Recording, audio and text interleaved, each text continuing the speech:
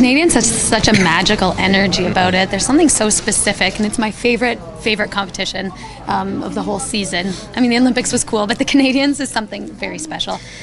Last year, after Scott and Tessa went out and they won their 7th title, I asked Scott, does it feel any different? He's like, you know what, it never gets old, and you would expect it to feel easier, but he's like, it doesn't. It always feels the same each time we go out, and that's always kind of been in the back of my mind, and I've noticed that, we had a lot less pressure on us here, but it doesn't feel any easier. We put the pressure on ourselves, and we want to give a good performance to the audience, and, we want to achieve that ourselves, and there's always that little bit of butterflies going out there, but the satisfaction is always amazing. I had to have a little laugh to myself when we stepped on the ice after Dylan and Lubov had finished, because I was like, oh, here we are. Dylan had another standing ovation, and we're going on the ice again.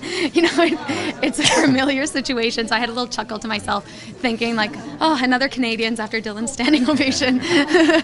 The skating all around tonight was really great. I think all 4 teams in the last Warm group brought their A game, and they brought the best that they can.